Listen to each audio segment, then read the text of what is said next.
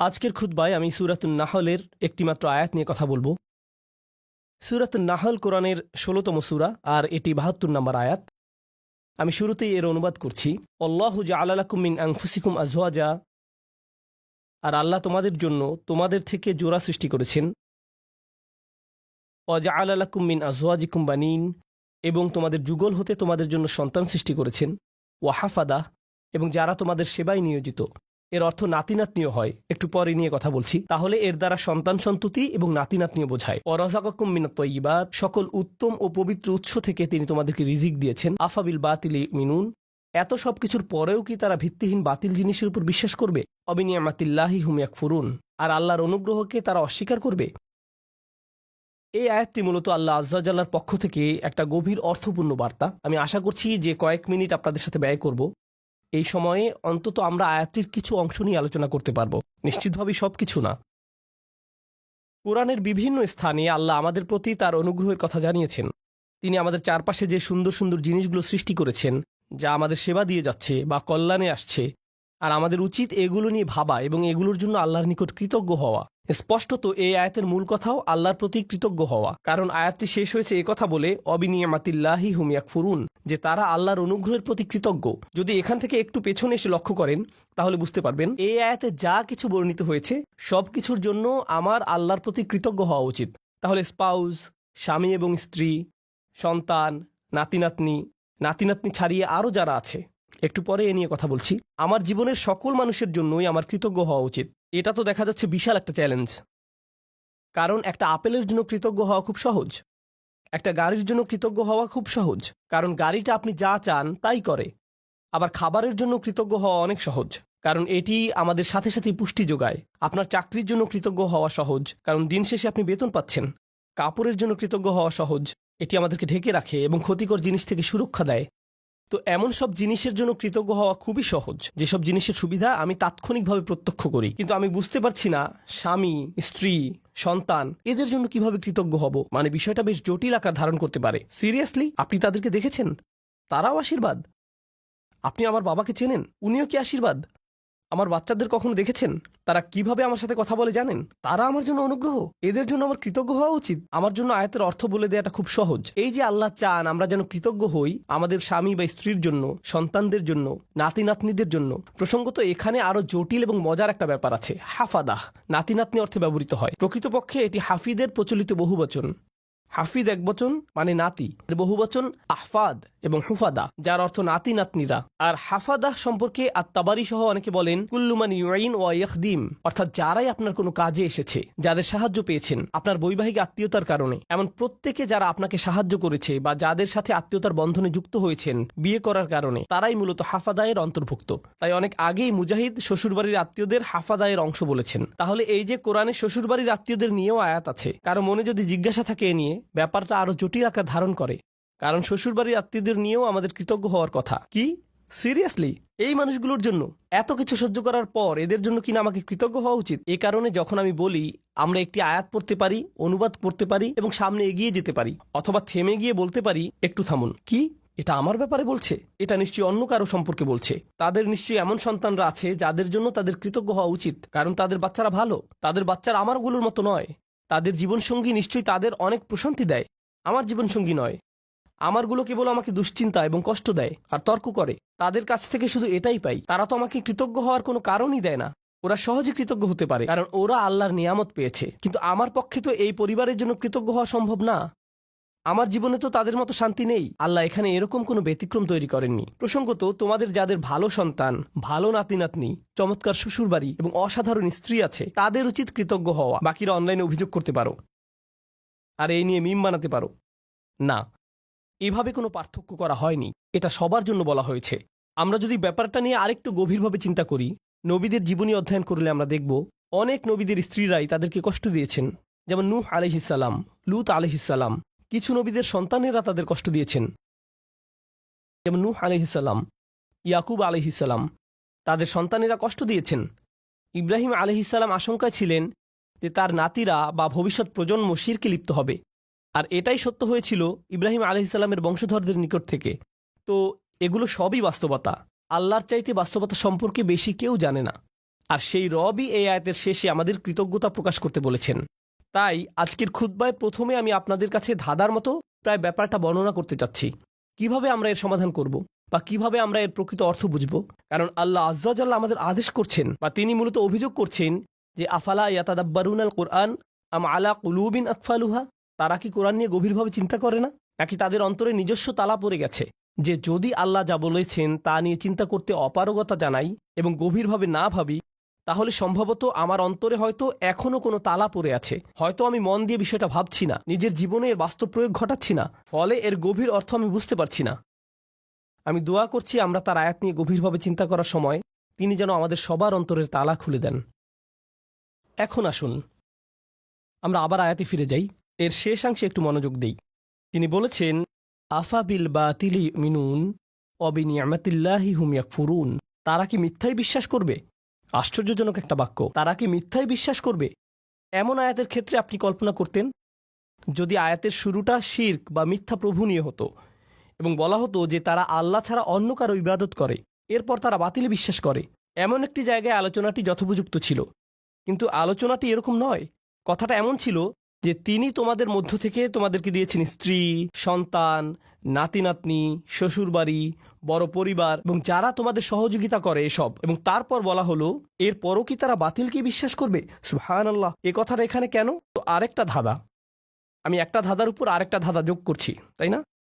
তারা কি মিথ্যাই বিশ্বাস করবে? এখানে মিথ্যার বিপরীত হলো সত্য, তাই না?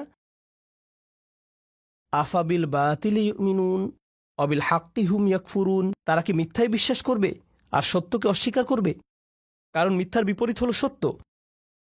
কিন্তু আল্লাহ সত্য শব্দটি বলেননি, বরং তিনি বলছেন আল্লাহর অনুগ্রহ। তিনি আল্লাহর অনুগ্রহ বলছেন এর পরিবর্তে।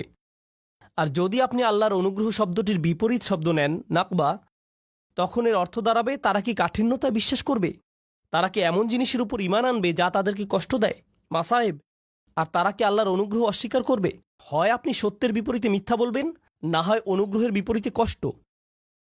অথচ আল্লাহ কিন্তু এভাবে বলেননি, তিনি এগুলোকে একত্রিত করেছেন। আর আয়াতের মূল অর্থ বোঝার জন্য আমরা এখান থেকেই শুরু করব। সচরাচর ভাষা ব্যবহারে আমরা কোনো শব্দের সরাসরি বিপরীত শব্দ ব্যবহার করি, দিন রাত, ভালো মন্দ, এগুলো সরাসরি বিপরীত। কিন্তু কোরআনে আল্লাহ মাঝে মাঝে একটু জটিল বিপরীত ব্যবহার করেন। তিনি এভাবে বলেন না যে এর বিপরীত বি, তিনি বিপরীত বোঝাতে এমন ভিন্ন আঙ্গিকে আমাদের চিন্তা করান যা একমাত্র তিনিই পারেন। এখানে আল্লাহ আপনাকে আমাকে শেখাচ্ছেন যে এ আয়াতে মিথ্যার বিপরীত হল আল্লাহর অনুগ্রহ, সত্য নয়। আর আল্লাহর অনুগ্রহ মূলত সত্যের বিকল্প হিসাবে ব্যবহৃত হয়। এই ধারণাটি খুবই শক্তিশালী। সত্যের আরবি হল হক, আবার হক এর অর্থ উদ্দেশ্যপূর্ণ। তাই হক অর্থ কেবল সত্য নয়, উদ্দেশ্যপূর্ণও হয়। যেমন আল্লাহ বলেন খালাকাস সামাওয়াতি ওয়াল আরদা বিল হক, তিনি বিশেষ উদ্দেশ্যে আকাশসমূহ এবং পৃথিবী সৃষ্টি করেছেন। এখানে উদ্দেশ্য বোঝাতে কোন শব্দটি এসেছে? সত্য, হক। সুতরাং হক শব্দের দুইটি দিক আছে। তো আসুন এই আয়াতটি এই দৃষ্টিকোণ থেকে চিন্তা করি। এই যে আমার অবাধ্য সন্তানেরা, আমার ছেলে আমার সাথে তর্ক করে, আমার মেয়ে আমার সালামের জবাব দেয় না, আমার নাতিরা আমাকে ভুলে গেছে, আমার স্ত্রী আমাকে কেবল অসম্মান করে, আর অন্যদের কাছে আমার দুর্নাম করে বেড়ায়। আল্লাহ বলছেন তিনি এই সব কিছুই দেখছেন, আর আমি দেখি সমস্যা। কিন্তু আসলে এরকম জটিল সম্পর্কের মধ্যেও একটা নিয়ামত আছে, আর সেই নিয়ামত বা কল্যাণ তাদের কাছ থেকে আসছে না। এই কল্যাণ কেবলই আল্লাহর কাছ থেকে আসে। তাদের কাছ থেকে শুধু কষ্ট আসে, কিন্তু সেই কষ্টের পেছনে যে প্রজ্ঞা, যে কল্যাণ আছে, তা শুধুমাত্র আল্লাহর পক্ষ থেকেই আসে। তাই আল্লাহ বলেননি অবিনিয়ামাতি হুম ইয়াকফুরুন, তিনি বলেছেন অবিনিয়ামাতিল্লাহি হুম ইয়াকফুরুন। তিনি নিয়ামাকে তার নিজের সাথে সম্পৃক্ত করেছেন। তিনি নিয়ামতকে যুক্ত করেননি তাদের সাথে, করেছেন নিজের সাথে। তাই আমরা এখন গভীরভাবে চিন্তা শুরু করা উচিত। পরিবারের ভেতর যত ঝামেলাপূর্ণ কথাবার্তা হয়, যত ঝামেলাপূর্ণ পরিস্থিতি আমাকে মোকাবেলা করতে হয়, সবগুলো নিয়ে। তাই আমরা একটু পেছনে সরে এসে আমাদের দৃষ্টিভঙ্গি বদলাবো নিজেদের পরিবার নিয়ে। কারণ এই আয়াতটি আমাদের বৃহত্তর পরিবার সম্পর্কেই। মূলত বেশিরভাগ মানুষের ক্ষেত্রেই যদি জীবনের কিছু নিয়ে অভিযোগ করার থাকে, অর্থনৈতিক বা স্বাস্থ্যগত ব্যাপার ছাড়া যদি তাদের জীবনে কোনো মানুষ নিয়ে অভিযোগ করার থাকে, সেই মানুষটি সম্ভবত নিজ পরিবারের কেউ। জীবনের অধিকাংশ নাটকের অবস্থান এখানে। জীবনের সকল চাপের উৎপত্তি এখান থেকেই। ফোন আসলে ফোনের কাছে যাবার আগেই আপনি বলে ওঠেন আল্লাহ তার কল যেন না হয়, মনোবল শক্ত করে নিচ্ছেন আগে থেকেই। অথবা কোনো বিয়েতে বা অনুষ্ঠানে গিয়ে আপনি ভালো সময় কাটাচ্ছেন, হঠাৎ আপনার স্ত্রী আপনার দিকে তাকালো, বা আপনি তার দিকে তাকালেন। স্ত্রী ভাবতে লাগলো, ওহো, আজকে আমার খবর আছে। বাড়ি ফেরার জন্য গাড়িতে ওঠা মাত্রই তিনি বকাঝকা শুরু করবেন। পরিস্থিতি ভালো মনে হচ্ছে না। পরবর্তী ঝগড়া শুরু হওয়ার আগেই যেন দাঁতে দাঁত চেপে প্রস্তুতি নেওয়া শুরু করলেন। জানেন, সম্ভবত ব্যাপারটাকে অন্য দৃষ্টিকোণ থেকেও দেখা যায়। সম্প্রতি আমাকে একজন একটা প্রশ্ন করেছেন। আজকের আয়াতটি ভালোভাবে বোঝার জন্য এটি একটা উদাহরণ হতে পারে। মা আর মেয়ের মধ্যে ফোনে কথা হচ্ছে। মা বলছে, জানো তোমার অমুক কাজিন, আমরা তার নাম দিলাম কাজিন এ, তোমার কাজিন এ সবসময় কাজিন বি সম্পর্কে বাজে কথা বলে। তার সমস্যাটা কি? কেন সে সারাক্ষণ কাজিন বি সম্পর্কে মন্দ কথা বলে? মেয়ে বলল, এটা নিয়ে চিন্তা করো না মা, সে তার ভালো ভালো আমলগুলো তাকে দিয়ে দিচ্ছে। কারণ কারো পেছনে কটু কথা বললে আখিরাতে নিজের ভালো কাজগুলো তাকে দিয়ে দিতে হবে। তাই এ নিয়ে কোনো চিন্তাই করো না মা। মেয়েটি আমাকে জিজ্ঞেস করলো, আমি যখন এভাবে বলি, এভাবে বলা কি ঠিক? আমি এই কথোপকথনটি শোনার পর বললাম, আচ্ছা, তোমরা যখন এভাবে আলোচনা করছো যে কাজিন এ এরকম খারাপ কাজ করছে, তোমরাও তো তখন গীবত করে ফেলছো। কাজটা উল্টা হয়ে গেল না? এরপর আছে আরেক সমস্যা। তুমি কি অতি সহজেই বলে ফেলছো না যে চিন্তা করো না, আমরা আখিরাতে তার কাছ থেকে নিয়ে নিব?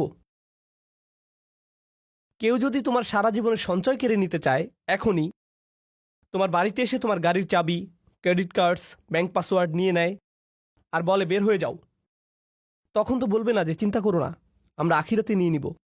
তুমি তো এই জীবনের জিনিসগুলোই ছেড়ে দিতে পারো না, আর এত অনায়াসে তোমার কাজিনের আখিরাত ছেড়ে দিচ্ছ। কোনো সমস্যা নেই, আমরা শেষ বিচারের দিন নিয়ে নিব। হয়তো আমরা একটু পেছনে সরে এসে বলতে পারতাম, না, নিশ্চয়ই এই বিরোধের কোনো কারণ আছে, আমাদের এই চ্যালেঞ্জটাকে নিয়ে একটু নিয়ামতে পরিবর্তন করে ফেলতে হবে। কারণ আল্লাহ এই সম্পর্কগুলোকে বলেছেন নিয়ামত। আমার ছেলে, আমার কাজিন, আমার পরিবার, আমার শ্বশুরবাড়ি, এগুলো কেবল আছে মানেই নিয়ামত নয়, কেবল তাদের থাকাটাই নিয়ামত নয়। স্পষ্টরূপেই এখানে শুধু তাদের বর্তমান থাকার কথাই বলা হচ্ছে না, তাদের সম্পর্কটা আমার সাথে কতগুলো অভিজ্ঞতার সমষ্টি, কতগুলো কথোপকথন এবং আদান প্রদানের সমষ্টি। কিভাবে আমি একে একটি নিয়ামতে পরিণত করব? মা, কখনো জানতে চেয়েছো আমার কাজিনের এত রাগ কেন? নিশ্চয়ই কিছু ঘটেছিল। কখন ঘটেছে? ও, তোমার মনে আছে ওই বিয়ের কথা, যেখানে অমুক অমুক ব্যাপারগুলো ঘটেছিল? ও, তখন থেকেই সমস্যার শুরু।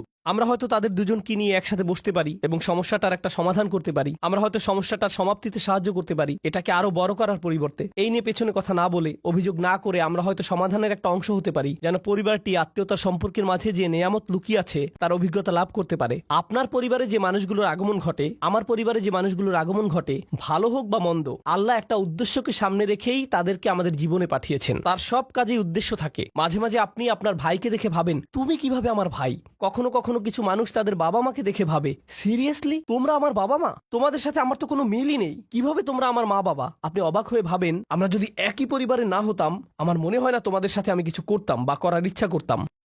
কিন্তু আল্লাহ মানুষকে বিশেষ উদ্দেশ্যে একত্রিত করেন। তিনি ভালো করেই জানেন কাকে কার পরিবারে রাখতে হবে এবং কাকে কার সাথে জেনেটিক্যালি সংযুক্ত করতে হবে। এমনকি তিনি আপনার শ্বশুরবাড়ির ব্যাপারেও প্ল্যান করে রেখেছেন। ইন্না লিল্লাহি ওয়া ইন্না ইলাইহি রাজিউন। এর জন্যও তিনিই পরিকল্পনা করে থাকেন।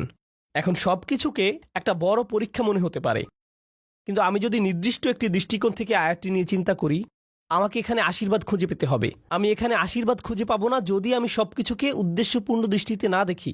সম্ভবত এই ঝগড়ার পেছনের উদ্দেশ্য আমাকে খুঁজে বের করতে হবে এবং সঠিক কাজটি করতে হবে, সঠিক কথাগুলো বলতে হবে, যেন এই বিরোধের নিষ্পত্তি হয়। আল্লাহ এমন মানুষদের নিয়ে কথা বলেছেন যারা সত্যিই তাকে বিশ্বাস করে। তিনি তাদের সম্পর্কেও বলেন যারা বিপরীতে ফাসাদ তৈরি করে। তিনি বলেন, ওয়ায়াকতাউনা মা আমারাল্লাহু বিহি আন ইউসাল ওয়া ইফসিদুনা ফিল আরদ। তারা ছিন্ন করে ফেলে আল্লাহ যা অবিচ্ছিন্ন রাখার নির্দেশ দিয়েছেন।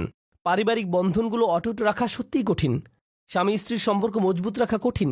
সন্তান সন্ততিদের মাঝে বন্ধন বজায় রাখা কঠিন। ভাই বোনদের মাঝে রাগারাগি তীব্র আকার ধারণ করতে পারে। পিতামাতা এবং সন্তানদের মাঝেও রাগারাগি তীব্র আকার ধারণ করতে পারে।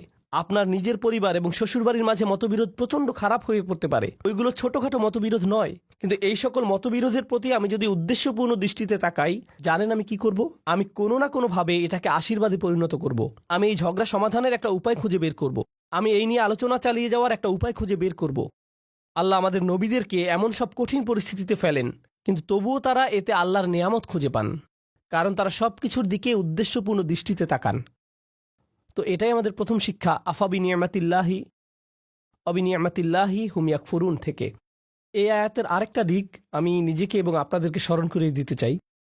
সেটা হচ্ছে আল্লাহ বলছেন, আল্লাহু জাআলা লাকুম মিন আনফুসিকুম আজওয়াজা। খুবই ভারী কিছু কথা। আল্লাহ কেবল বলেননি যে তিনি তোমাদের জন্য স্ত্রী দিয়েছেন। এটা অনেক সহজ হতো। আল্লাহু জাআলা লাকুম আজওয়াজা, আল্লাহ তোমাদের স্ত্রী দিয়েছেন। যথেষ্ট ছিল। কিন্তু না, আল্লাহু জাআলা লাকুম মিন আনফুসিকুম আজওয়াজান, আল্লাহ তোমাদের মধ্য থেকেই তোমাদের জন্য দিয়েছেন স্ত্রী, তোমাদের মধ্য থেকেই। এটা নিয়ে গভীরভাবে ভাবতে গিয়ে মুফাসসিরগণ চমৎকার কিছু কথা বলেছেন। এই আয়াতে তোমরা কারা? আপনি, আমি, আমরা মানুষ। আরবিতে মানুষকে ইনসান বলা হয়, যা উনস এবং ইস্তিনাসের সাথে সম্পর্কিত। মানে এটি মমতা, আন্তরিকতা, ভালোবাসা আর সৌজন্যতার সাথে সম্পৃক্ত। এই অনুভূতিগুলো একজন মানুষের অন্তরে প্রদান করা হয়েছে। অন্যের অনুভূতির প্রতি শ্রদ্ধাশীল হওয়া, যেমন আল্লাহ তাআলা বলছেন কারো অনুমতি ছাড়া তার ঘরে প্রবেশ না করতে। আপনার বন্ধুর বাসায় গিয়ে সোজাসুজি ভিতরে চলে যেতে পারবেন না, তাই না? হাত্তা তাস্তানিসু, যতক্ষণ না অনুভব করেন যে আপনাকে আশা করা হচ্ছে। তো রাত ৩টার সময় বন্ধুর বাসায় এটা ভেবে যাওয়া উচিত নয় যে আমি এখন গেলেও সে কিছু মনে করবে না, আমি জাস্ট হেঁটে ঢুকে যাব। না, এভাবে সোজা ঢুকে যেতে পারবেন না। আর অস্বস্তিকর সময় যাওয়া উচিত না। আপনার অন্তত এই বুঝটা থাকা দরকার যে কখন যাওয়াটা উত্তম হবে। ইনসান অর্থাৎ মানুষ শব্দটি সরাসরি যত্ন, সৌজন্যতা এগুলোর সাথে সম্পৃক্ত।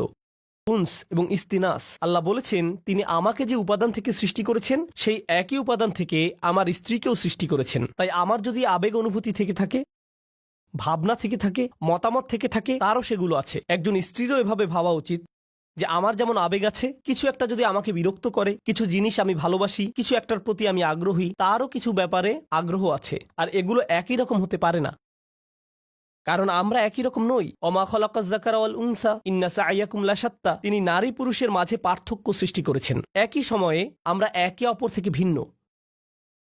আল্লাহ বলছেন যখন মিন আনফুসিকুম আজওয়াজান, এই শব্দগুলোর মাঝে সত্যিই খুব সুন্দর একটা ইশারা রয়েছে, চমৎকার একটা ইঙ্গিত রয়েছে এই শব্দগুলোর মাঝে। যেহেতু সে আমার থেকে এসেছে, আমাকে সেই অনুভূতিটি বোঝার চেষ্টা করতে হবে। যদি সে কষ্টদায়ক কিছু বলে, কোথা থেকে এর উৎপত্তি হলো, কোন অনুভূতি থেকে এই আচরণের উৎপত্তি হলো, কোন কারণে সে এটা বলল, সে খারাপ এজন্য এটা বলেনি, সে রকচটা এজন্য এটা বলেনি, এগুলো সহজ উত্তর, তাই না? সে অহংকারী তাই সে সব বলছে। সম্ভবত এর পেছনে যাকে আপনি অহংকারী বলছেন হয়তো তীব্র মনোবেদনা রয়েছে। আপনি আপনার মতো করে মনোকষ্টের সাথে ডিল করেন, আর সে তার মতো করে ভিন্ন একটি উপায়ে মনোকষ্টের মোকাবেলা করে। তার মনোবেদনাটা হয়তো কষ্টদায়ক শব্দের মাধ্যমে প্রকাশিত হয়, বা শব্দগুলো আপনার কাছে বেদনাদায়ক মনে হয়। যদি আমরা এই ইস্তিনাসের চর্চা করি, তাহলে আমাদের পারিবারিক সম্পর্কগুলোতে আপনি আপনার ছেলের আচরণকে অসম্মানজনক আচরণ হিসেবে দেখবেন না। আপনি দেখবেন এই অসম্মানজনক আচরণের পেছনে নিশ্চয়ই কোনো কারণ আছে যার সমাধান হওয়া জরুরি।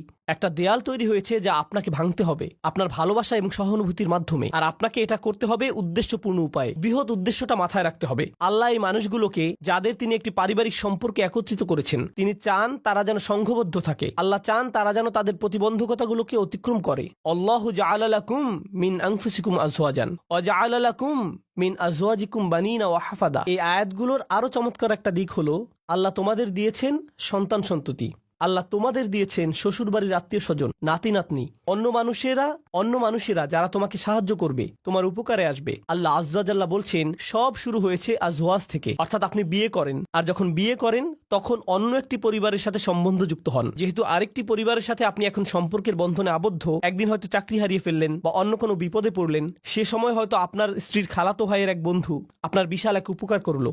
জানেন, এই যে সম্পর্কগুলো তৈরি হয়েছে, যেগুলোর মাধ্যমে আল্লাহ আপনাকে সাহায্য করেন, রিজিক প্রদান করেন, এমন সব উপায়ে যা ছিল অকল্পনীয় শুধু ওই আত্মীয়তার কারণে, কারণ ওই আত্মীয়তার মাধ্যমে কানেকশন তৈরি হয়েছিল। তো আল্লাহ আমাদের বলছেন এই সম্পর্কগুলোর দিকেও তাকাও। মানুষের সাথে যে সম্পর্কগুলো তোমাদের আছে আর তোমাদের জীবনে ওই সম্পর্কগুলোর প্রভাব, এগুলো সবই আল্লাহর প্ল্যান। তিনি এগুলো প্রদান করেছেন। যে মানুষগুলো আমার জীবনে এসেছে তিনি সেগুলো প্রদান করেছেন।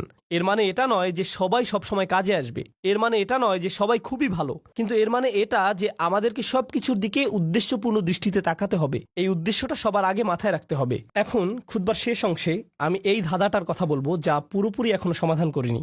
আফা বিল বাতিলি ইউমিনুন, তারা কি মিথ্যাতে বিশ্বাস করতে থাকবে? এখানে এমনকি মিথ্যার কথা বলা হচ্ছে কেন? এই আয়াতটি হওয়ার কথা কৃতজ্ঞতা এবং অকৃতজ্ঞতা নিয়ে, কিন্তু আল্লাহ একে ঈমান এবং অবিশ্বাসের বিষয় বানিয়ে ফেললেন।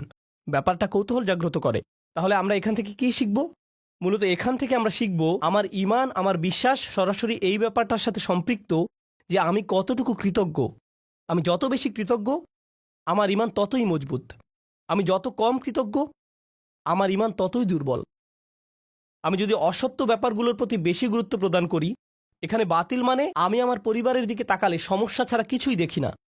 আমি শুধু দেখি এই মানুষগুলোর কারণে আমার জীবন এতটা কঠিন, তারা এটা করেছিল, সেটা করেছিল, অমুক তমুক করেছিল।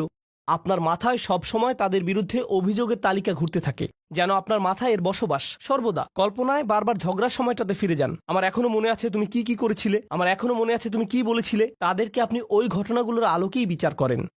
এখন আপনি তাদের দেখেন আপনার সমস্ত কষ্টের মূল হিসেবে। তারা এখন এতটুকুতেই সীমাবদ্ধ হয়ে গেল। এটাই হলো বাতিল। যদিও তারা আপনাকে কষ্ট দিয়েছে, এর পেছনে রয়েছে আল্লাহর নেয়ামত। আপনাকে অবশ্যই সেই নেয়ামত আবিষ্কার করতে হবে। যদি তাদেরকে আপনার জীবনের অভিসম্পাদে সীমিত করে ফেলেন, যদি তাদেরকে জঘন্য মানুষে বা কষ্ট দেয়া মানুষে সীমিত করে ফেলেন, তারা মানুষ, তারা শয়তান নয়। কেউই ফেরেশতা নয় এবং কেউই শয়তান নয়। আল্লাহ ফেরেশতা এবং শয়তান সৃষ্টি করেছেন, তারা ভিন্ন ধরনের প্রজাতি। আমরা মানুষ। এর মানে কি জানেন?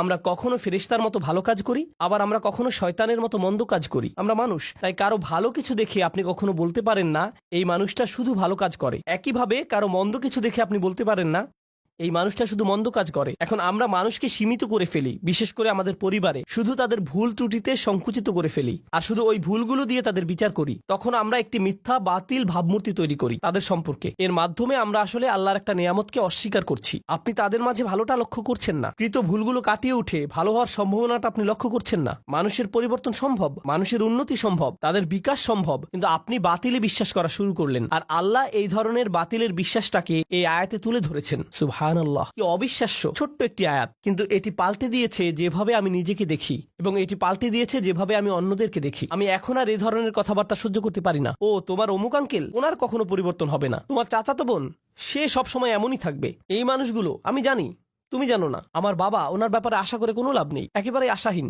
কাউকে এভাবে আশাহীন বলার আমরা কে? কারো ভবিষ্যৎ নির্ধারণ করার আমরা কে? আফাবিল বাতিলি মিনুন অবিনিয়ামাতিল্লাহি হুম ইয়াকফুরুন।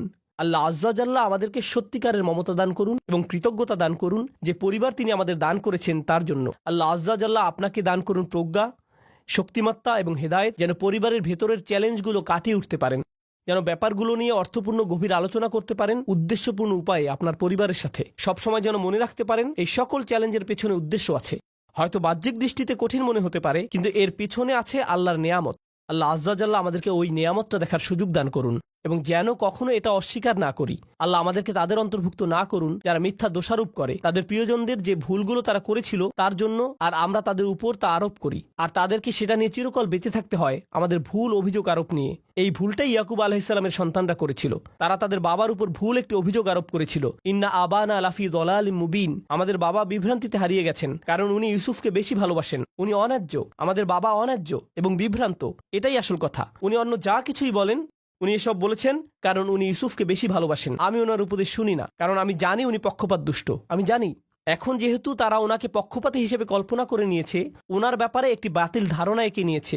একই কাজ আমরাও আমাদের পরিবারের সদস্যদের সাথে করতে পারি। আমরা তাদের শরীরে একটি বাতিল স্টিকার লাগিয়ে দিতে পারি। এখন তারা যাই বলুক এগুলোর কোনো অর্থ নেই, কারণ আমরা ইতিমধ্যে মেনে নিয়েছি তাদের সব কথা সেই একই ভুল জায়গা থেকে এসেছে। তাই আমি দোয়া করি পরস্পরের প্রতি এমন করা থেকে আল্লাহ আমাদের রক্ষা করুন এবং আমাদের পরিবারগুলোকে একত্রিত করে তুলুন। আল্লাহ আমাদেরকে সাহায্য করুন যেন কাটিয়ে উঠতে পারি এবং সুস্থ হতে পারি ওই ব্যথাগুলো থেকে যা আমরা তাদের কাছ থেকে পেয়েছি, এবং তিনি আমাদেরকে যে নিয়ামত দান করেছেন তার জন্য যেন সত্যিকার অর্থে কৃতজ্ঞ হতে পারি। বারাকাল্লাহু লি ওয়া লাকুম ফিল কুরআনিল হাকিম ওয়া নাফা'নি ওয়া ইয়্যাকুম বিল আয়াতি ওয়া যিকরিল হাকিম।